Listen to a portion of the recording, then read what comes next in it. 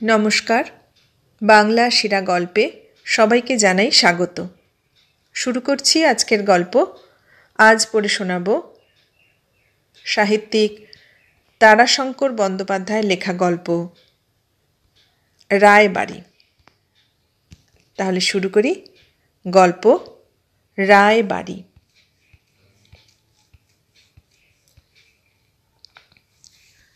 1270 সাল, ইংরেজি 1863 সালের ঘটনা। সিপাহী যুদ্ধ সবে শেষ হইয়াছে, অগ্নি নিবিয়াছে, কিন্তু বায়ুমণ্ডলের উত্তাপ তখনও সম্পূর্ণরূপে বিকৃত হয় নাই। দেশের লোকের অসি গিয়াছে, কিন্তু বাঁশের লাঠি তখনও বাঁশিতে পরিণত হয় নাই। তখন লোকে বাবরি চুল রাখিত, কিন্তু বব ছাঁটে নাই।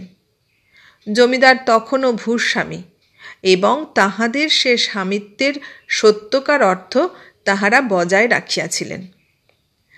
রাজারামপুরের রায়বাড়ির তখন অসীম প্রতাপ। এখনও একটা কথা প্রচলিত আছে, রায়বাড়ির রাজ্যের মধ্যে বাঘে বলদে এক ঘাটে জল পান করিত। দুর্দান্ত বাঘকেও নাকি হিংসাবৃত্তি পরিত্যাগ করিতে হইয়াছিল। রায়বংশের চতুর্থ পুরুষ রাবণেশ্বর রায় তখন রায়বাড়ির একক উত্তরাধিকারী। 1092 নম্বর লাট হুদ্দা শ্যামপুরের মাতব্বর প্রজারা আসিয়া সদরে কাঁদিয়া গড়াইয়া পড়িল, হুজুর রক্ষা করুন। হুদ্দা শ্যামপুরে দুর্দান্ত মুসলমান, বাগদি ও হাড়ি লাঠিয়ালের বাস, এবং এখানকার সম্ভ্রান্ত অবস্থাপন্ন অধিবাসীরা কূটকৌশলী, পাকা ষড়যন্ত্রী। আজ দুই পুরুষ তাহারা বিনা খাজনায় ভূমি ভোগ করিয়া আসিতেছে। 50 বৎসর কোনো জমিদার এখানে পুণ্যাহ করিতে পারেন নাই।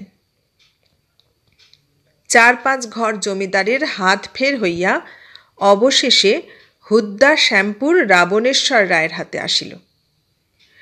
শেষ জমিদার আক্রোশ ভরে রাবণেশ্বর রায়কে ডাকিয়া পত্তনি বিলি করিলেন। রায় তাহার ইষ্টদেবী কালীমাতার সেবায়ত স্বরূপে সম্পত্তি পত্তনি গ্রহণ করিলেন। আজ পূর্ণ 1 বৎসর বিরোধ চালাইয়া বোধহয় ক্লান্ত হইয়াই প্রজারা আসিয়া রায় দরবারে গড়াইয়া পড়িল। প্রজারা সংখ্যায় ছিল 40 জন। লাট শ্যামপুরের মধ্যে গ্রামের সংখ্যা 36 খানি। 36 খানি গ্রামের 36 জন মণ্ডল প্রজা আসিয়াছিল। তাহার উপর সঙ্গে ছিল শ্যামপুরের কবিরাজ রামপ্রাণ গুপ্ত, সম্ভ্রান্ত কায়স্থ জোদ্দার রাধানাথ দাস, আর ছিল ঘাঁটিতোর গ্রামের মুসলমান প্রজাদের মুখপাত্র ওবেদার রহমান ও তিনু মিয়া। বেলা তখন অপরাহ্নেরও শেষ ভাগ। সন্ধ্যা হইতে বিশেষ বিলম্ব ছিল না। রায় সরকারের কাছারি তখন আবার দ্বিতীয় দফায় আরম্ভ হইয়াছে। চারিদিকে তকমা আটা হরকরা চাপরাশিদের যাওয়া আসার বিরাম নাই। লোকজনে কাছাকাছি গিজ গিজ করিতেছে। শ্যামপুরের প্রজারা ইহার পূর্বে কয়েক ঘর জমিদারের সহিত বিবাদ করিয়াছে এবং তাহাদের ঘায়েল করিয়াছে সত্য, কিন্তু তাহারা ছিলেন মধ্যশ্রেণীর জমিদার। এত বড় জমিদার শ্যামপুরের প্রজারা দেখে নাই। কাছারির পরিধি ও গাম্ভীর্য দেখিয়া তাহাদের মুখ শুকাইয়া গেল। কবিরাজ রামপ্রাণ গুপ্ত রসিক লোক। সে উঁকি মারিয়া দেখিয়া শুনিয়া অনাবশ্যকভাবে কাছাটা আরেকটু সাঁটিয়া বসিল। কাছারি বটে রে বাবা, কাছার ওরি, কিন্তু হুজুর কই? শ্যামপুরের নির্দিষ্ট গোমস্তা ঠাকুরদাস চক্রবর্তী হাসিয়া বলিল, হুজুর বসেন দোতলায়। সকলের দৃষ্টি আপনা হইতেই উপরে দোতলার জানালার দিকে নিবদ্ধ হইল। সুদীর্ঘ অট্টালিকার দ্বিতলে সারি সারি জানালা, আবার ওপাশে নূতন ভাড়া বাঁধা হইয়াছে। আরও ঘর তৈয়ারি হইতেছে। রায় হুজুর শখ করিয়া নাচ গান মজলিসের জন্য প্রকাণ্ড একটি ঘর তৈয়ারি করাইতেছেন। প্রজারা সভয় বিস্ময়ে প্রত্যেক জানালার দিকে চাহিয়া তাহাদের কল্পনার মানুষটিকে খুঁজিতেছিল। গোমস্তা বলিল, এ দোতলায় হলো সব নায়েব সেরেস্তা, নায়েব বাবুরা বসেন এখানে। হুজুরের কাছারি এখান থেকে দেখা যায় না, ও পাশে ফুলবাগানের সামনে। ঠিক এই সময় একজন হরকরা আসিয়া কথায় বাধা দিল। গোমস্তাকে বলিল, নায়েব বাবু ডাকছেন আপনাকে। গোমস্তা চলিয়া গেল। গুপ্ত হাসিয়া বলিল, দাসজি, দেশে বর্গি এসেছে, দুষ্টু ছেলেদের ঘুম পাড়াও, গোলমাল করলেই বিপদ। রাধানাথ দাস চিন্তাকুল মুখে ঈষৎ হাসিয়া বলিল, তাই দেখছি। গুপ্ত এবার ওবেদার রহমানকে লক্ষ্য করিয়া বলিল, তবা তবা বলো চাচা, মুখে যে মাছি ঢুকছে, বলি হাঁ করে দেখছ কি? পিছন হইতে রতন মণ্ডল বলিল, বাহারের লকসা কেটেছে কিন্তু দালানে গুপ্তমশায়। অপর একজন বলিয়া উঠিল, এই যে গোলক ধাঁধা রে বাপু, ইদিকে দালান উদিকে দালান, আরে দিঘে ওর নাই রে বাবা, হ হ। আসুন, আপনারা আমার সঙ্গে আসুন। একজন সরকার আসিয়া তাহাদের সকলকে আহ্বান করিল। গুপ্ত বলিল, আমাদিগে বলছেন? আগে হ্যাঁ, আপনাদের ভার আমার ওপর। আমি কালীমায়ের দেবোত্তরের সরকার। সরকার অগ্রসর হইল।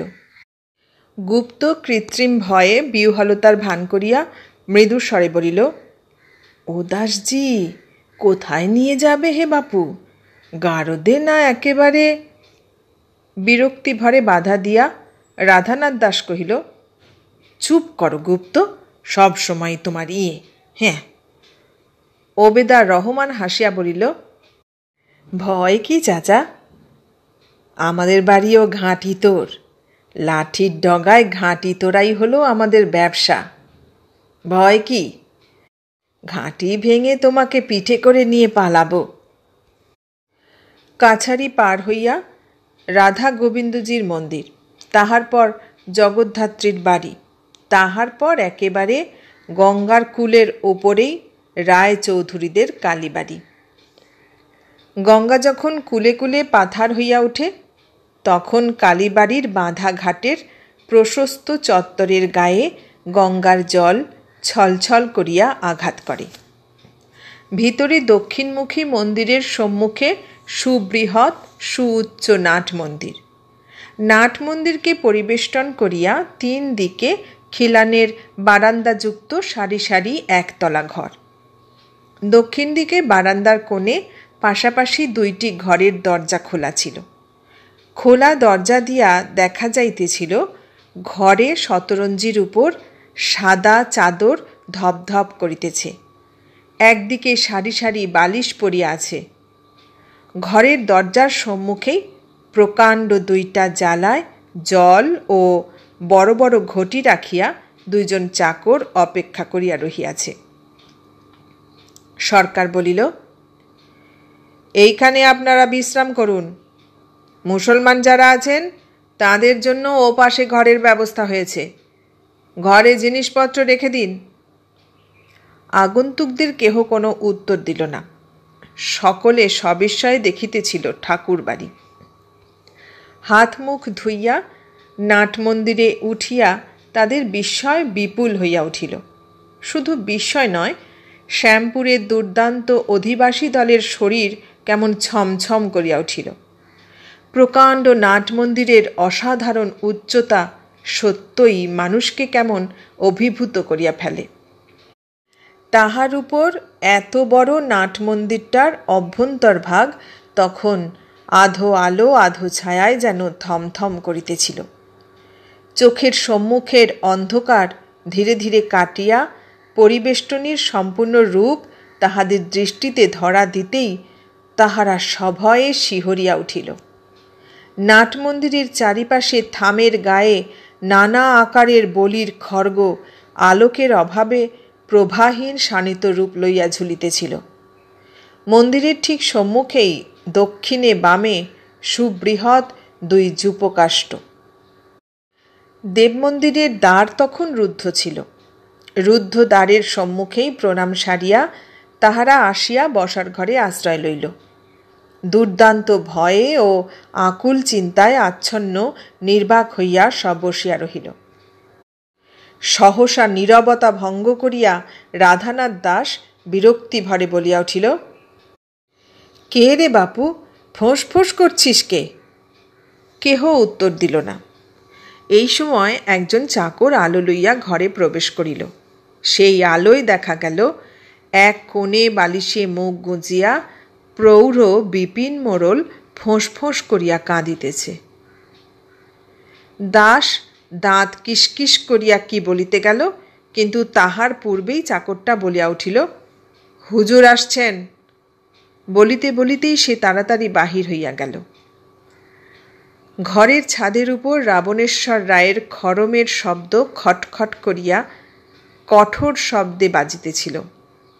সমস্ত ছাদটা সঞ্চারিত করিয়া একটা কম্পন অনুভূত হইতেছিল। দাস তাড়াতাড়ি উঠিয়া বলিল, ওঠো ওঠো, সব নজরের টাকা বার করো। গুপ্ত গুপ্ত, শেখজিদের সব ডাকো হে। আহ, সব মাটি করলে। বাহিরে নাটমন্দিরে তখন দেওয়ালগিরিতে ঝাড় লণ্ঠনে সারি সারি বাতি জ্বলিয়া উঠিয়াছে। প্রজারা সকলে সারি দিয়া নাটমন্দিরে উঠিবার সিঁড়ির মুখে রায় হুজুরের প্রতীক্ষায় দাঁড়াইয়া রহিল। রাবণেশ্বর রায় নামিতেছিলেন দোতলার সিঁড়ি বাহিয়া। নাটমন্দিরের আলোকমালার ছটার প্রাচুর্যে প্রজারা তাহাকে সভয় বিস্ময় দেখিল।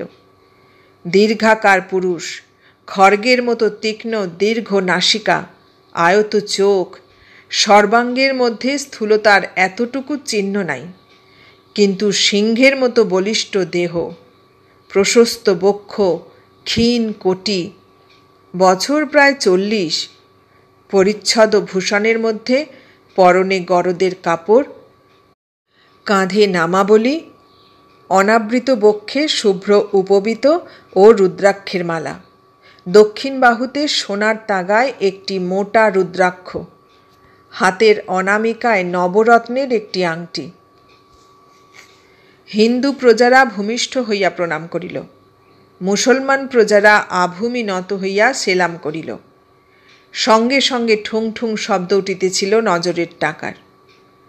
রায় জিজ্ঞাসা করিলেন, কোথাকার প্রজা? কর্তার পিছনে ছিল দেবোত্তরের নায়েব। সে উত্তর দিল, আজ্ঞে হুদ্দা শ্যামপুর কালীমায়ের নতুন মহাল।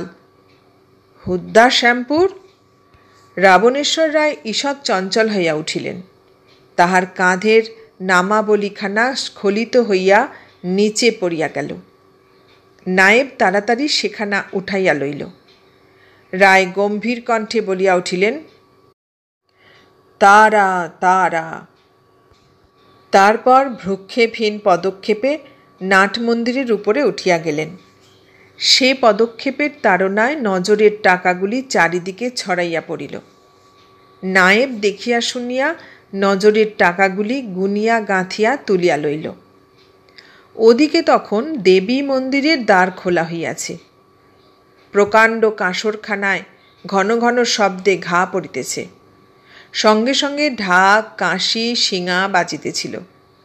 পবিত্র ষোড়শাঙ্গ ধূপের গন্ধে নাটমন্দির আমোদিত। আরতি শেষ হইতেই প্রজারা নীরবে প্রণাম সারিয়া আবার আসিয়া ঘরে আশ্রয় লইল। সরকার আসিয়া আহ্বান করিল, আসুন আপনারা, মায়ের শীতলের প্রসাদ নিয়ে জল খাবেন, আসুন। নাটমন্দির হইতে ডাক আসিল, সরকার। একজন খানসামাকে ও দেবমন্দিরের পরিচারককে জলযোগের ব্যবস্থায় নিযুক্ত করিয়া সরকার তাড়াতাড়ি কর্তার নিকট গিয়া দাঁড়াইল। বারান্দায় বসিয়া জলযোগ করিতে করিতে প্রজারা শুনিল, কর্তা প্রশ্ন করিতেছেন, প্রজারা কতজন এসেছেন? আগে 40 জন। খাবারের ব্যবস্থা হয়েছে? আগে হ্যাঁ। মাছ? আগে হ্যাঁ, ব্যবস্থা হয়েছে। কত? আগে 10 সের। দুধ? সরকার এবার চুপ করিয়া রহিল। কর্তা আবার প্রশ্ন করিলেন, দুধের ব্যবস্থা হয়েছে? আগে অবেলায়। সরকার আর উচ্চারণ করিতে পারিল না। কর্তা বলিলেন, অতিথি তিথি মেনে আসে না, বেলা দেখে আসে না। যাও, বাড়ির দুধ নিয়ে এসো। সরকার যেন বাঁচিল, সে তাড়াতাড়ি অগ্রসর হইল। কর্তা আবার বলিলেন, গিন্নির কাছে খবর নাও, লক্ষ্মীনারায়ণজির দরবারে, মা জগদ্ধাত্রীর দরবারে সমস্ত ব্যবস্থা ঠিক আছে কিনা। সরকার চলিয়া গেল। রায়কর্তা জপমালা লইয়া মন্দিরের মধ্যে প্রবেশ করিলেন। তন্ত্রমতে সন্ধ্যা তর্পণ জপ করিবেন। নিস্তব্ধ নাট মন্দির। পরিচারক পূজারীর দল নিস্তব্ধভাবে আনাগোনা করিতেছিল। মধ্যে মধ্যে মন্দির অভ্যন্তর হইতে মোটা ভরাট গলায় রায়কর্তা ডাকিতেছিলেন, তারা তারা। সে কণ্ঠস্বরের মধ্যে একটি অকৃত্রিম আবেগ রণ করিয়া বাজিতেছিল। অনেকে ঘুমাইয়া পড়িয়াছিল। সরকার ও শ্যামপুরের গোমস্তা ঠাকুরদাস চক্রবর্তী আসিয়া ডাকিল, উঠুন সব, খাবারের ঠাঁই হয়েছে। গুপ্ত নিজে চোখ মুছিতে মুছিতে বলিল, মরেছে রে, বেটা চাষারা সব মরেছে। নরম বালিশ মাথায় দিয়েছে কি মরণ ঘুমে। গোমস্তা চক্রবর্তী মৃদুস্বরে বলিল, চুপ চুপ, বাইরে হুজুর আছেন। প্রজারা বাহিরে আসিয়া দেখিল, রায়কর্তা নিজে দাঁড়াইয়া আছেন। তাহার পরনে এখন কোঁচানো মিহি থান ধুতি, গায়ে গিলা করা পাঞ্জাবি, পায়ে চটি। সকলে মাথা হেঁট করিয়া খাইতে বসিল। কর্তা বলিলেন, কি হে, হুদ্দা শ্যামপুরের সব বড় বড় বীরের কথা শুনেছি, কিন্তু কই আহার, কই সব খাচ্ছ কই তোমরা? কর্তার কণ্ঠস্বর ঈষৎ জড়িত, কিন্তু একটি অনাবিল প্রসন্নতায় হৃদ্য। গুপ্ত অভয় পাইয়া বলিল, আগে হুজুর, মা লক্ষ্মী বড় কাহিল কাহিল ঠেকছেন, আমরা ভালো খেতে পারছি না হুজুর। কর্তা বলিলেন, ভেঙে বলো তো বাপু, কি হয়েছে? আগে এই সরু চালের অন্ন আমাদের কেমন জল জল লাগছে। এই মোটা আকারা চালের ভাত ভিন্ন আমাদের মিষ্টি লাগে না হুজুর। কর্তা হো হো করিয়া হাসিয়া উঠিলেন। তারপর হুকুম করিলেন, ঠাকুর, মোটা চালের ভাত নিয়ে এসো। সুযোগ বুঝিয়া রাধানাথ দাস বলিয়া উঠিল, হুজুর, যদি অভয় দেন তো একটি নিবেদন পাই। হৃদ্য কণ্ঠস্বরে কর্তা বলিলেন, বলো বলো। হুজুর, রাজায় প্রজায় সম্বন্ধ হল বাপ আর বেটা। কর্তার মুখ গম্ভীর হইয়া উঠিল। বলিলেন, শুনে তো আসছি তাই চিরকাল, কিন্তু বেটা এত বাপ বদল করে কেন হে? পছন্দ হয় না? রাধানাথের মাথা হেঁট হইয়া গেল। সকলের আহার শেষ হইলে সমস্ত ঠাকুর বাড়িগুলি ঘুরিয়া রায়কর্তা দ্বিতলে উঠিলেন। পরদিন প্রাতে প্রজাদের কাছারিতে তলব হইল। মিটমাটের কথাবার্তা সমস্ত সুশেষ করিয়া প্রজারা বিদায় লইল। প্রত্যেকের বিদায় মিলিল ধুতি ও চাদর, এবং ফিরিবার গাড়ি ভাড়া প্রত্যেককে দেওয়া হইল। গুপ্তকে চিকিৎসক জানিয়া সম্মানী স্বরূপ 5 বিঘা নিষ্কর ভূমির সনন্দ রায়কর্তা সহি করিয়া দিয়া বাহির হইয়া গেলেন। নূতন জলসাঘরের নকশাগুলি তিনি দেখিয়া দিবেন। মাসখানিক পর রাবণেশ্বর রায় আহারান্তে দ্বীপ্রহরে অন্দরে বিশ্রাম করিতেছিলেন। রায়গিন্নি পাশে বসিয়া পাখার বাতাস দিতেছিলেন। ঝি আসিয়া খবর দিল, কোন গোমস্তার পরিবার এসেছে, খুব কান্নাকাটি করছে। কর্তা উঠিয়া বসিলেন, বলিলেন, উঠে যাও গিন্নি, দেখো কার কি হলো। রায়গিন্নি উঠিয়া গিয়া একটি স্ত্রীলোককে সঙ্গে লইয়া আসিলেন।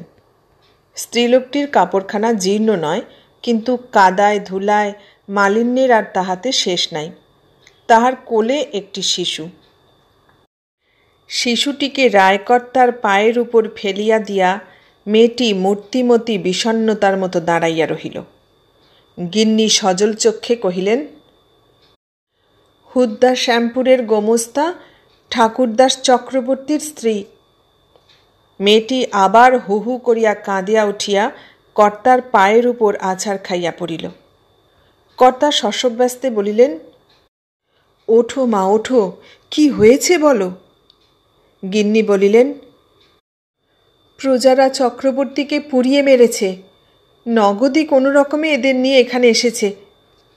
রায়গিন্নির কণ্ঠস্বর রুদ্ধ হইয়া গেল। দরদর ধারে চোখের জলে বক্ষবাস সিক্ত হইয়া উঠিল। কর্তা গম্ভীর কণ্ঠে ডাকিলেন, যুগলা। যুগল খানসামা দুয়ারের সম্মুখে আসিয়া দাঁড়াইল। কর্তা বলিলেন, দেখ কাছারিতে কোথায় হুদ্দা শ্যামপুরের নগদী এসেছে, তাকে নিয়ে আয়। সবিস্ময়ে যুগল প্রশ্ন করিল, এখানে? কর্তা যুগলার দিকে একবার ফিরিয়া চাহিলেন শুধু। যুগলা আর উত্তরের প্রতীক্ষা করিল না, দ্রুত পদে চলিয়া গেল। কর্তা ধীর পদক্ষেপে কক্ষের মধ্যে পদচারণা করিতে করিতে বলিলেন, মৃত্যুর ওপরে হাত নেই মা, কি করব বলো। তবে নিশ্চিন্ত থাকো তুমি। আমার ছেলে বিশ্বেশ্বর যদি খেতে পায়, তাহলে তোমার ছেলেও পাবে। যাও গিন্নি, ওকে স্নান করিয়ে কিছু খেতে দাও।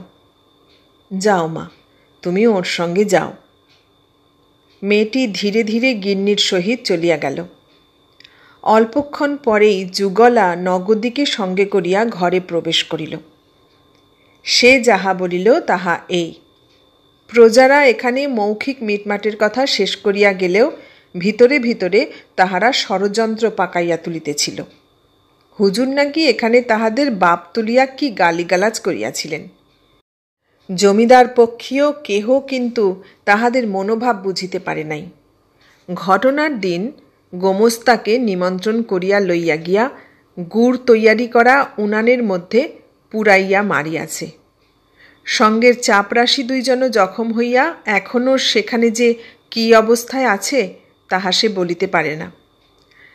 তাহার পরই উন্মত্ত প্রজারা আসিয়া কাছারি ঘরে আগুন দেয়। নগদী কোনো রকমে গোমস্তার স্ত্রী পুত্রকে লইয়া সদরে আসিয়া হাজির হইয়াছে। রায়কর্তা একটা ক্রুদ্ধ দীর্ঘ নিঃশ্বাস ফেলিয়া বলিলেন, তারপর পাশের ঘরে গিয়া ঘুমন্ত একমাত্র পুত্র বিশ্বেশ্বরের হাড় খুলিয়া লইয়া নগদীর হাতে দিয়া বলিলেন, নিয়ে যা। যুগলা, গিন্নির কাছে একে নিয়ে যা। বলবি বিশ্বেশ্বর যা খায় তাই যেন একে খেতে দেওয়া হয়। নিজে পাশে বসে যেন তিনি একে খাওয়ান।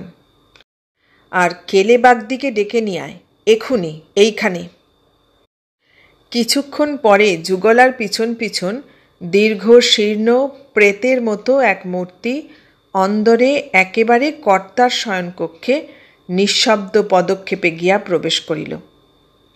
কালী বাগদার পদশব্দ নাকি বিড়াল কি বাঘের মতো শোনা যায় না, কিন্তু কালী বাগদার অন্দর প্রবেশে অন্দরবাসিনীরা সচকিত হইয়া উঠিল।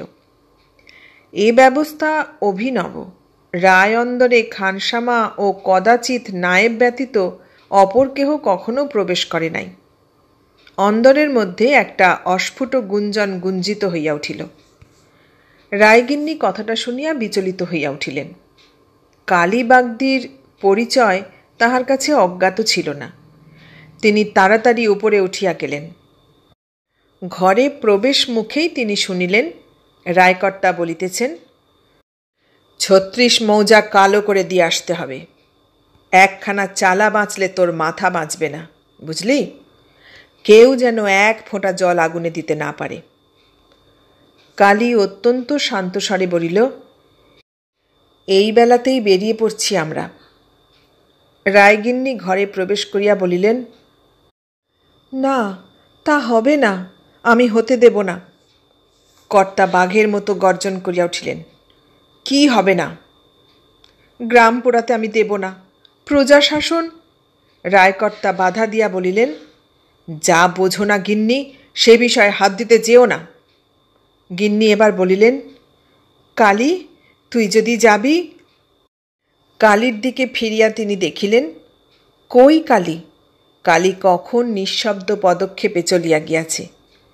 গিন্নি বলিলেন, ফিরিয়ে আনো, ডাকো ওকে।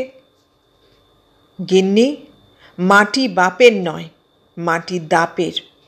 শ্যামপুরের প্রজারা আমার মাথায় পা দিয়েছে। কেন? আমার বাবাও তো জমিদারি শাসন করেন। হাসিয়া রায়কর্তা বলিলেন, বৈষ্ণবী মতে, কিন্তু আমরা শাক্ত গিন্নি, তোমার বাপেদের সঙ্গে আমাদের মতে মিলবে না। দেখলে তো সেপাই হাঙ্গামা কোম্পানি কেমন করে শাসন করলে।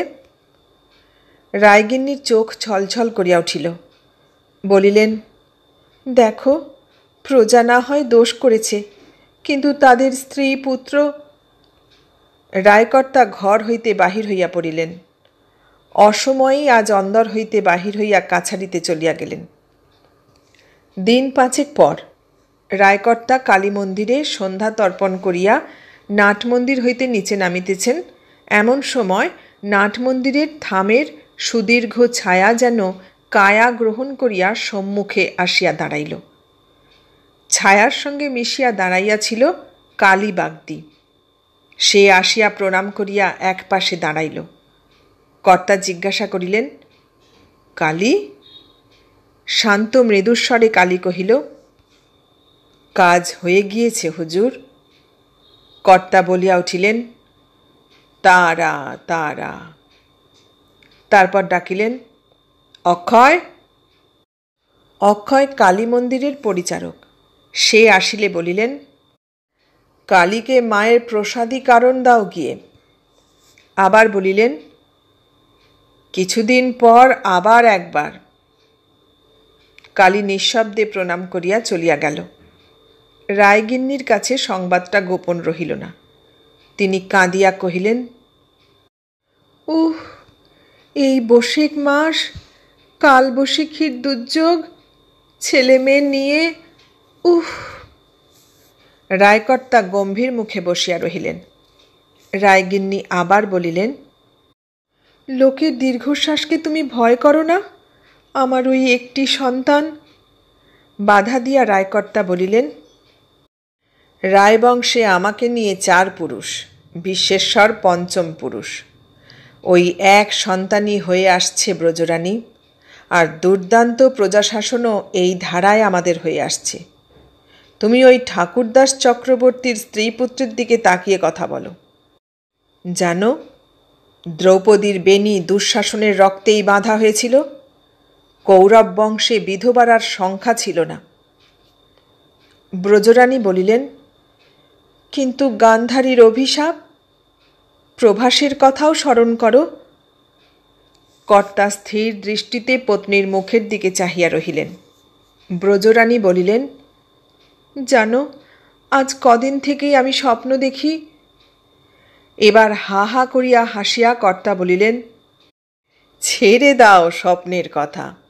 আর ভবিষ্যতে যদি তুমি স্বপ্নে দেখে থাকো, তবে তো সে ভবিতব্য, মা তারার আনন্দময়ীর ইচ্ছা। তারপর গভীর স্বরে বলিয়া উঠিলেন, তারা তারা। রায়গিন্নি কি বলিতে গেলেন, কিন্তু তার আগেই যুগলা খানসামা সাড়া দিয়া সসম্ভ্রমে দরজা খুলিয়া এক পাশে সরিয়া দাঁড়াইল। দরদালান হইতে হাসিতে হাসিতে ঘরে প্রবেশ করিলেন রায়কর্তার শ্যালক, বীজনগরের জমিদার হরিনারায়ণ সরকার। আহ্বানের পূর্বেই তিনি বলিলেন, রাধারানীর হঠাৎ বিয়ের স্থির হয়ে গেল রায়মশায়, আপনাদের নিতে এলাম। কর্তা গম্ভীরভাবে বলিলেন, ভগ্নী ভাগ্নেকে নিয়ে যাও ভাই, আমায় নিয়ে যেও না। চকিত হইয়া হরিনারায়ণ বলিলেন, কেন, আমাদের কি অপরাধ হল? ব্রজরানীও উৎকণ্ঠিত হইয়া স্বামীর মুখের দিকে চাহিয়া রহিলেন। রাবণেশ্বর গম্ভীরভাবে বলিলেন, তোমাকে যে আমি ছাড়া অপরের শালা বলবে এ আমার সহ্য হবে না। আমার সম্মানের শরিক। কথা সমাপ্ত না হইতেই হরিনারায়ণ হো হো করিয়া হাসিয়া উঠিলেন। ব্রজরানীও হাসিয়া ফেলিয়া বলিলেন, এখনও শখ আছে নাকি? বলো তো সত্যভামার মতো আমিই না হয় রাধারানীকে তোমার রথে তুলে দিই। কর্তা শ্যালকের দিকে ইঙ্গিত করিয়া বলিলেন, বেশ তো গো সত্যভামা দেবী, তার আগে তোমার নারায়ণ কর্তার মতটা নাও। ব্রজরানী চোখ মুখ লাল করিয়া বলিলেন, যাও। মাস দেড়েক পর, আষাঢ় মাস, সেদিন রথযাত্রার পূব দিন। রাধারানীর বিবাহ হইয়া গিয়াছে। কর্তা কয়েকদিন পরেই ফিরিয়া আসিয়াছেন, কিন্তু গিন্নি ও পুত্র বিশ্বেশ্বর তখনও ফিরেন নাই। কর্তার শাশুড়ি বলিয়াছিলেন, বাবা, ব্রজর তো বড় একটা আশা ঘটে না, যখন এসেছে তখন মাসখানেক মায়ের মুখ চেয়ে রেখে যাও। রাবণেশ্বর সে অনুরোধ ঠেলিতে পারেন নাই।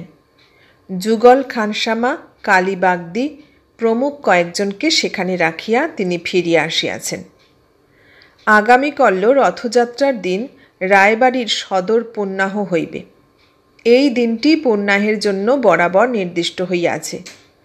পুণ্যাহের দিন দান ধ্যান, কাঙালি ভোজন, নাচ গান, জলসা ইত্যাদি সমারোহের বিপুল আয়োজন হইতেছে। সমস্ত রায়বাড়ির এই সময় রং ফিরানো হইয়া থাকে। লতায় পাতায় ঠাকুরবাড়ি সাজানো হইতেছে। কয়েকজন বিখ্যাত গায়ক, ওস্তাদ ও যন্ত্রী আসিয়াছেন। সন্ধ্যায় জলসা ঘরে জলসা হইবে। রায় হুজুর জলসার ও নাচ গানের জন্য নূতন ঘর তৈয়ারি করাইয়াছেন। সেই ঘরে এই পুণ্যাহ উপলক্ষে প্রথম মজলিস বসিবে। সমারোহের প্রাচুর্য এবার কিছু বেশি। আজ ব্রজরানী ও বিশ্বেশ্বর ফিরিবেন। আগামীকল্য রায়গিন্নি উপস্থিত না থাকিলেই নয়। রায়কর্তা কালীবাড়ি হইতে পুণ্যাহের রৌপ্য কলস মাথায় করিয়া রাধা গোবিন্দজির দরবারে আনিয়া স্থাপন করিবেন। গোবিন্দ মন্দিরে সে কলসি কাঁখে তুলিবেন রায়গিন্নি। অন্দরে লক্ষ্মীর সিংহাসনে লইয়া গিয়া সে কলসি তিনি স্থাপন করিবেন। রাত্রে লক্ষ্মী পূজা করিবেন। রায় সরকারের ভূসম্পত্তি বহু বিস্তৃত, সারা বাংলাময়ই ছড়াইয়া আছে। প্রত্যেক মৌজায় নিমন্ত্রণপত্র গিয়াছে। পুণ্যাহ পাত্র মণ্ডল প্রজারা সব পুণ্যাহের টাকা লইয়া উপস্থিত হইবে। হুদ্দা শ্যামপুরেও নিমন্ত্রণপত্র পাঠানো হইয়াছে, কিন্তু এখনও কেহ উপস্থিত হয় নাই। সন্ধ্যার ঠিক পূর্বে নায়েব আসিয়া বলিল, কই, গিন্নিমায়ের বজরা তো এসে পৌঁছল না। রায়কর্তা একবার আকাশের দিকে চাহিয়া বলিলেন, সময় এখনো যায়নি, কিন্তু হুদ্দা শ্যামপুরের। কথা শেষ না করিয়াই তিনি নীরব হইলেন। নায়েব বলিল, কই, এখনো তো কেউ আসেনি। এ কথার কোনো জবাব না দিয়া কর্তা বলিলেন, জলসা ঘরে বাতি দিতে বলো, আসর বসবে। নায়েব বলিল, যে আজ্ঞে। তারপর আবার বলিল, গিন্নিমায়ের বজরা দেখবার ছিপ দুখানা, আজকাল ভরা নদী। সচকিত হইয়া কর্তা বলিলেন, দাও, পাঠিয়ে দাও। জলসা ঘরে মজলিস চলিতেছিল। প্রকাণ্ড বড় একখানি হলঘর। 100 লোকের স্বচ্ছন্দে স্থান সংস্থান হইতে পারে। একদিকে বড় বড় জানালা ও বারান্দার দিকে বড় বড় দরজা। সেই ঘরের মেঝে জুড়িয়া বহুমূল্য গালিচা পাতিয়া তাহার উপর আসর বসিয়াছে। দেওয়াল ঘেঁষিয়া বড় বড় তাকিয়া পাতা আছে। মাথার উপরে সারি সারি বেলোয়ারি ঝাড় ও দেওয়ালে দেওয়ালগিরির বাতির আলোয় সমস্ত ঘরখানা ঝলমল করিতেছিল। দেওয়ালের গায়ে রায়বংশের পূর্বপুরুষগণের ছবি টাঙানো হইয়াছে। সকলেরই বিলাস বেশের ছবি। আতর গোলাপ জলের গন্ধে ঘর আমোদিত। বারান্দার উপর দরজার মুখে দাঁড়াইয়া চাকরেরা বড় বড় তালপাখার মৃদু আন্দোলনে ঘরে বায়ুপ্রবাহ সঞ্চারিত করিতেছিল। শ্রোতার দল নিস্তব্ধ। বাহিরে পরিচারকের দল সন্তর্পিত পদক্ষেপে মুকের মতো চলাফেরা করিতেছে। একজন সেতারি সেতার লইয়া সুরের জাল বুনিতেছেন। তবলচি তবলায় সঙ্গত করিয়া চলিয়াছেন। যন্ত্র ঝঙ্কারে বাতাসে যেন মৃদু তরঙ্গ বহিয়া চলিয়াছে। ঝাড়ের বাতির শিখা মৃদু মৃদু কম্পিত। ঘরের সমস্ত ধাতব পাত্রের মধ্যে সে ঝঙ্কারের রেশ সঞ্চারিত। করস্পর্শে বেশ অনুভব করা যায়। সঙ্গীতে যেন ঘরখানা ভরিয়া উঠিয়াছে। অকস্মাৎ জলসাঘরের বারান্দায় আর্তনাদ করিয়া কে আছাড় খাইয়া পড়িল। সে আর্তনাদ যত মর্মভেদী, সে কণ্ঠস্বরও তেমনি ভয়াবহ কর্কশ। মুহূর্তে রাক্ষসের মতো সে আর্তনাদ পুঞ্জীভূত সঙ্গীত ঝঙ্কারকে গ্রাস করিয়া ফেলিল। ঘরশুদ্ধ লোক চমকিয়া উঠিল। অতর্কিতে চকিত যন্ত্রের তার ছিঁড়িয়া গেল। বীজনগর হইতে আসিবার পথে আকস্মিক একটা ঝড়ের তাড়নায় ময়ূরাক্ষী ও গঙ্গার সঙ্গমস্থলে ঘূর্ণিতে পড়িয়া বজ্রাডুবি হইয়াছে। রায়গিন্নি বিশ্বেশ্বর কেহ ফিরেন নাই। ফিরিয়াছে একা কালীবাগদি। বারান্দার উপর উপুর হইয়া পড়িয়াছিল কর্দমলিপ্ত দীর্ঘাকৃতি প্রেত মূর্তির মতো কালী। রায় গভীর স্বরে বলিয়া উঠিলেন, তারা তারা। তারপর অন্ধকার স্তব্ধ রায়বাড়ি।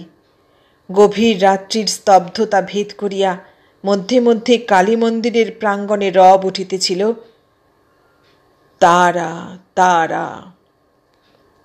নাটমন্দিরে পদচারণা করিতে করিতে রাবণেশ্বর সহসা স্তব্ধ অন্ধকারপুরীর দিকে চাহিয়া ভাবিলেন, জলসাঘর, আর ও ঘরে আলো জ্বলবে না।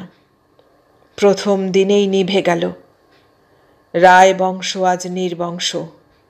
জলসাঘর নয়, রায়বংশের সমাধিগৃহ। কোনো মতে পুণ্যাহ সমাপ্ত হল। পুণ্যাহের পরদিন রায়কর্তা নায়েবকে ডাকিয়া বলিলেন, শ্রাদ্ধের ফর্দ করো। পুরনো ফর্দে হবে না, নতুন ফর্দ করো। রায়বাড়িতে এত বড় শ্রাদ্ধ যেন আর কেউ না করে থাকে। 10 দিনের মধ্যেই আমি কাজ শেষ করব। রায়কর্তা নিজে অন্দরের মধ্যে বসিয়া মুসাবিদা আরম্ভ করিলেন দানপত্রের। সমস্ত সম্পত্তি দেবত্রে অর্পণ করিয়া তিনি বাহির হইয়া পড়িবেন। এ অন্ধকারপুরীতে আর নয়। মা আনন্দময়ীর প্রজা তিনি, নিরানন্দ রাজ্যে থাকিতে পারিবেন না। বারবার ব্রজরানীর প্রতিকৃতির সম্মুখে দাঁড়াইয়া মনে মনে বলিলেন, তুমি জানতে পেরেছিলে, ঐশ্বর্য তোমায় মত্ত করতে পারেনি। তারা তারা। ধন এবং জনের অভাব রায়বাড়ির ছিল না। কয়েকদিনের মধ্যেই শ্রাদ্ধের উদ্যোগ সম্পূর্ণ হইয়া উঠিল। সময় সংক্ষেপের জন্য সমস্ত ফর্দ শ্রীরামপুর হইতে ছাপা হইয়া আসিল। দেশ দেশান্তর হইতে সমাগত ব্রাহ্মণ পণ্ডিত, আত্মীয় স্বজন, বন্ধু বান্ধবের রায়বাড়ি শোকের সমারোহে মুখর হইয়া উঠিল। হাজারে হাজারে সমাগত কাঙালিতে রাজারামপুর ভরিয়া গেল। মহলে মহলে নিমন্ত্রণ গিয়াছিল। মাতব্বর মণ্ডল প্রজাও সকলে আসিয়াছিল। পুণ্যাহে না আসিলেও হুদ্দা শ্যামপুরের প্রজারা এবার না আসিয়া পারিল না। রায় বলিলেন, এসেছ তোমরা? ভালোই হয়েছে। গিন্নির একটা অনুরোধ ছিল তোমাদের কাছে, আমিই সেটা জানাই। তোমরা দুঃখ পেয়েছ, তোমাদের সে দুঃখে তিনি কাতর হয়েছিলেন। তোমাদের যার যা ক্ষতি হয়েছে সেটা তোমরা গ্রহণ করো। প্রজারা এবার সত্যই রাজার পায়ে গড়াইয়া পড়িল। রায়কর্তা অবিচলিত অশ্রুহীন চক্ষে পত্নী পুত্রের শ্রাদ্ধক্রিয়া শেষ করিলেন। একে একে সমাগত ব্যক্তিরা বিদায় লইলেন। হরিনারায়ণও আসিয়াছিলেন। তিনি অপরাধীর মতো বলিলেন, আমার অপরাধ আমি ভুলতে পারছি না রায়মশাই, আমি নিমিত্ত হলাম। রায় হাসিয়া বলিলেন, নিমিত্ত মানে হলো কারণ। আনন্দময়ীর প্রসাদী কারণ একটু খাবে হরিনারায়ণ, তাহলে বুঝবে কারণের মালিক কে। হরিনারায়ণ একটা দীর্ঘ নিঃশ্বাস ফেলিয়া বলিলেন, বাবা মা একটা কথা আপনাকে জানিয়েছেন। বলো। ইতস্তত করিয়া হরিনারায়ণ বলিলেন, বলেছেন ব্রজরানীর অভাবে এত বড় রায়বংশ যেন ভেসে না যায়। তারা তারা কর্তা ইষ্টদেবীকে স্মরণ করিলেন।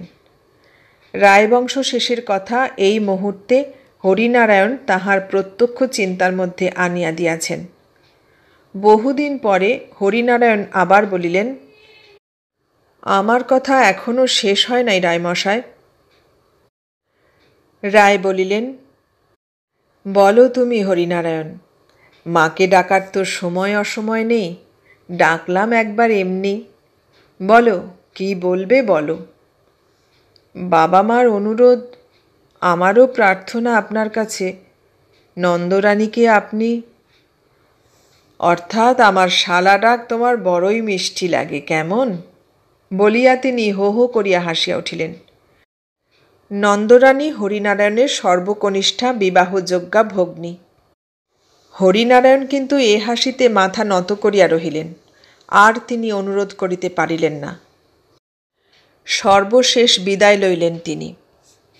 রায় এবার নায়েবকে ডাকিয়া বলিলেন, সমস্ত এবার চুকিয়ে দাও, আর বাকি কি। আগে হিসেব নিকেশ হতে এখনো কিছুদিন লাগবে। তাছাড়া ভাণ্ডারই এখনো ভাঙা হয়নি। সব জিনিসই দেখছি অনেক উদ্বৃত্ত হয়েছে। কোনো জিনিস ছোঁয়া না, কোনো জিনিস শিখি।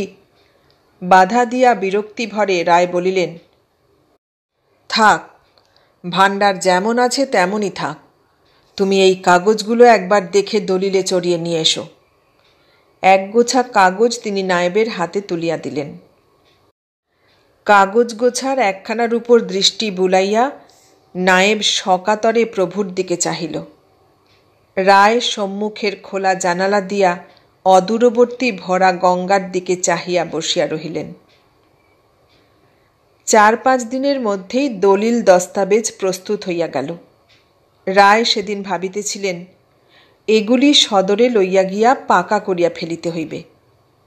কিন্তু দারুণ বর্ষা নামিয়াছে, বর্ষণের আর বিরাম নাই, সঙ্গে সঙ্গে ঝড়। এই দুর্যোগের মধ্যে সহসা তাহার হাসি আসিল। দুর্যোগ? এখনো দুর্যোগের ভয়? আবার মনে হইল, আর পাকা করিবারই বা প্রয়োজন কি? যে বস্তু ত্যাগই করিবেন তাহার জন্য আবার মায়া কেন? বন্দোবস্ত করিয়া ত্যাগের কি কোনো অর্থ আছে? খোলা সিন্দুকের সম্মুখেই দলিলগুলি পড়িয়া রহিল। সিন্দুকের চাবি পড়িয়া রহিল শয্যার উপর। রায় গঙ্গার দিকের জানালা খুলিয়া দাঁড়াইলেন। বৃষ্টির ছাটে বাতাসে ঘরখানা বিপর্যস্ত হইয়া গেল। তাহারও সর্বাঙ্গ ভিজিয়া গেল। তাহার কিন্তু ভ্রুক্ষেপ ছিল না। সবিস্ময়ে তিনি গঙ্গার দিকে চাহিয়া দাঁড়াইয়াছিলেন। 2 কূল ভাসাইয়া গঙ্গা পাথার হইয়া উঠিয়াছে। আর কি গর্জন! কিন্তু এত ফেনা কেন? রাশি রাশি পদ্মপুষ্পের মতো ফেনা ভাসিয়া চলিয়াছে। বহুকাল গঙ্গার এমন ভৈরবী মূর্তি তিনি দেখেন নাই। থাকিতে থাকিতে সব চিন্তা ডুবাইয়া দিয়া ওই গঙ্গার সলিল রাশির মধ্য হইতে ব্রজরানী ও বিশ্বেশ্বরের মুখ ভাসিয়া উঠিল। গঙ্গার রাক্ষসী রূপ দেখিয়া তাহাদের কথাই মনে জাগিয়া উঠিল। হুজুর! ব্যস্ত সমস্ত হইয়া নায়েব আসিয়া বহির্দ্বার হইতে ডাকিল, কিন্তু সে ডাক রায়কর্তার কানে পৌঁছিল না। সাহস করিয়া নায়েব ঘরে প্রবেশ করিল। সর্বনাশ হয়েছে হুজুর, ওপরে দীঘলমারির বাঁধ ভেঙেছে, বানের জল ছুটে আসছে তালগাছের মতো উঁচু হয়ে। রায়ের কানে গেল না। তিনি ভাবিতেছিলেন, ওই যে গঙ্গার কলকল্লোল, ও কি তাহার ব্রজরানীর ডাক? ব্রজরানী এত মুখরা হইল কি করিয়া? নায়েব আর একবার ডাকিল, কিন্তু কোনো সাড়া না পাইয়া অগত্যা চলিয়া গেল। কতক্ষণ পর রায় হঠাৎ ডাকিলেন, কে রয়েছিস? একজন খানসামা আসিয়া দাঁড়াইল। তিনি বলিলেন, কেলেবাগদিকে পাঠিয়ে দে। সে চলিয়া গেল। রায় তেমনি ভাবেই দাঁড়াইয়া রহিলেন। কালীচরণ আসিয়া নতমুখে জোরহাত করিয়া দাঁড়াইল। রায় বলিলেন, সন্ধ্যের সময় কালীবাড়ির ঘাটে একখানা ডিঙি নিয়ে তৈরি থাকবি, সঙ্গে কাউকে দরকার নেই, আমি ধরব বটে। নিঃশব্দে কালীচরণ চলিয়া গেল। ভৃত্যটা এবার সাহস করিয়া বলিল, হুজুর, সর্বাঙ্গ যে ভিজে গেল। পরম প্রসন্ন কণ্ঠে রায় বলিলেন, হ্যাঁ রে, নিয়ে আয়, আমার কাপড় নিয়ে আয়, স্নান সেরে মন্দিরে যাব। তারা তারা। ও কি, গোলমাল কিসের রে নিচে? আজ্ঞে, গায়ে বান ঢুকেছে, তাই লোকে চিৎকার করছে। রায় দ্রুতপদে নিচে নামিয়া গেলেন। কালীবাড়ি গোবিন্দবাড়ির সম্মুখ তখন দরিদ্র নরনারীতে ভরিয়া উঠিয়াছে। সামান্য সম্বল পোঁটলায় বাঁধিয়া মাথায় করিয়া শিশু নারীর হাত ধরিয়া রায়বাড়ির সম্মুখে সকলে দাঁড়াইয়া রহিয়াছে। ক্ষুধাতুর শিশু বালকের চিৎকারে চারিদিক যেন ফাটিয়া পড়িতেছে। রায় প্রথমেই বলিলেন, ফটক খুলে দাও, ফটক খুলে দাও। নায়েব বলিল, সর্বনাশ হয়ে গেল, ওপরের দিঘলমারির বাঁধ ভেঙেছে। রায় শিহরিয়া উঠিলেন। সর্বনাশ, তাহলে গ্রাম যে ডুবে যাবে। মুহূর্ত চিন্তা করিয়া তিনি বলিলেন, এখনই তুমি বেরিয়ে পড়ো, গ্রামের সমস্ত ভদ্র পরিবারকে জোর হাত করে আহ্বান জানিয়ে এখানে নিয়ে এসো, অন্দর সদর সমস্ত মহল খুলে দাও। ওদিকে ক্ষুধার্তের দল চিৎকার করিতেছিল, রাজা বাবু, খেতে দাও, হুজুর রক্ষে করো। রায় নায়েবের দিকে চাহিলেন। নায়েব বলিল, কোনো ভাবনা নেই, গিন্নিমায়ের শ্রাদ্ধের ভাণ্ডার এখনো পরিপূর্ণ। রায় ঊর্ধ্বমুখে ব্রজরানীকেই স্মরণ করিলেন। এ কি, কে কে? নায়েব ব্যস্ত হইয়া বলিয়া উঠিল, উঠুন উঠুন গাঙ্গুলি মশায়, কি হলো কি? বৃদ্ধ নবীন গাঙ্গুলি আসিয়া রায়কর্তার পায়ে আছাড় খাইয়া পড়িয়াছে। রায় তাড়াতাড়ি তাহার হাত ধরিয়া তুলিয়া তাহার প্রতি প্রণাম করিয়া কহিলেন, বলুন আমার কি করতে হবে? গাঙ্গুলি বলিল, রক্ষে করুন রায়মশায়, আমার মান ইজ্জত সব গেল। আমার কন্যার আজ বিবাহ, পাত্রপক্ষ এসে গেছে, কিন্তু হঠাৎ বন্যাতে আমার সব পণ্ড হলো। তৈরি রান্নার ওপর রান্নাঘর ভেঙে পড়েছে। রায় নিজেই অগ্রসর হইয়া বলিলেন, আপনার নয়, আমার কন্যার বিবাহ, ভয় কি? আসুন, বিবাহ হবে রায়বাড়িতে। চলুন, আমি পাত্র নিয়ে আসি। নায়েব হাঁক দিয়া কহিল, ছাতা ছাতা। সমস্ত রায়বাড়ি সদর অন্দর গ্রামের লোকে পরিপূর্ণ হইয়া গিয়াছে। চিৎকারে কলরবে গঙ্গার গর্জনও ঢাকা পড়িয়াছে। বন্ধ আছে শুধু রায়কর্তার শয়নকক্ষ, লক্ষ্মীর ঘর ও জলসাঘর। রায়কর্তা ঘরের মধ্যে পদচারণা করিতেছিলেন, আর মুহুর্মুহু বাহিরের দিকে চাহিতেছিলেন। প্রগাঢ় অন্ধকারের প্রতীক্ষায় তিনি আছেন। নায়েব আসিয়া মৃদুস্বরে বলিল, বিবাহের আসর কোথায় হবে? নাটমন্দির সব ভরে গেছে, হুকুম হলে জলসাঘরে। কথা সে সমাপ্ত করিতে পারিল না। রায়ের কানে কিন্তু কোনো কথাই প্রবেশ করিল না। তিনি অন্যমনস্কভাবেই বলিলেন, নায়েব চলিয়া গেল। আরও কিছুক্ষণ প্রতীক্ষা করিয়া রায় ধীরে ধীরে বাহির হইয়া পড়িলেন। পরিধানে একমাত্র বস্ত্র, নগ্ন পদ, কপর্দক পর্যন্ত সম্বল নাই। হাতে শুধু একটি লাঠি লইয়া রায় অন্দরের খিড়কির পথে বাহির হইয়া পড়িলেন। গভীর অন্ধকার, ভীষণ দুর্যোগ। রায় ঘাটে আসিয়া ডাকিলেন, কেলে? অন্ধকারে গাঢ়তর অন্ধকারের মতো কালীচরণ নিঃশব্দে আসিয়া দাঁড়াইল। রায় একবার রায়বাড়ির দিকে ফিরিয়া চাহিলেন। এ কি, জলসাঘর আলোয় আলোময় হইয়া উঠিয়াছে যে!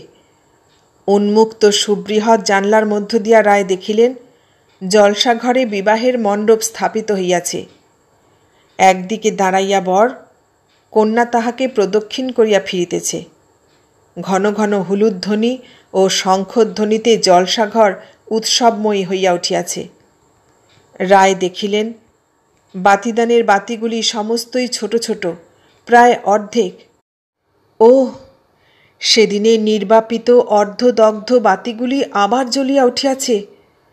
রায় স্তম্ভিত হইয়া ভাবিতেছিলেন, এ কি, 15 দিন পূর্বে নির্বংশ রায়বাড়িতে আজ এই ঘনায়মান দুর্যোগের মধ্যে পৃথিবী যখন আর্তচিৎকারে ভরিয়া উঠিয়াছে, তখন কেমন করিয়া সেখানে বিবাহের বাসর সাজিয়া উঠিল? অকালে নির্বাপিত দীপমালা এই দুর্যোগের অন্ধকারে এই পরম মুহূর্তটিকে কে জ্বালাইয়া দিল? তাহার চোখে জল আসিল। সজল চক্ষে সেই অন্ধকারের মধ্যে মৃদু বর্ষণ মাথায় করিয়া তিনি দাঁড়াইয়া রহিলেন। পাশে নির্বাক কালীচরণ। এদিকে নাটমন্দিরে আহার তৃপ্ত ক্ষুধার্তেরা ঘন ঘন জয়ধ্বনি তুলিতেছিল। অক্ষয় হোক রায় হুজুরের রাজত্ব, অক্ষয় হোক, আমরা সুখে বেঁচে থাকি। রায় আবার জলসাঘরের দিকে চাহিলেন। দেওয়ালে বিলম্বিত তাহার পূর্বপুরুষগণের প্রতিকৃতিগুলি সজল বাতাসে মৃদু মৃদু দুলিতেছিল। এ কি, ভুবনেশ্বর রায়, ত্রিপুরেশ্বর রায় কি তাহাকে ডাকিতেছেন? তিনি গম্ভীর স্বরে বলিয়া উঠিলেন, তারা, তারা, আনন্দময়ী তারা। সিঁড়ি বাহিয়া উপরে উঠিতে উঠিতে বলিলেন, ফিরে আয় কেলে। কালীচরণ নিঃশব্দ দ্রুত পদক্ষেপে উপরে উঠিয়া কালীবাড়ির রুদ্ধ দ্বারে প্রচণ্ড করাঘাত করিল। এতক্ষণ শুনলেন তারাশঙ্কর বন্দ্যোপাধ্যায়ের লেখা গল্প রায়বাড়ি। কেমন লাগলো গল্পটা? ভালো লাগলে লাইক, কমেন্ট, শেয়ার করবেন। আর নতুন বন্ধু হলে সাবস্ক্রাইব করার অনুরোধ রইল। সবাইকে অনেক ধন্যবাদ জানিয়ে আজ এখানেই শেষ করলাম।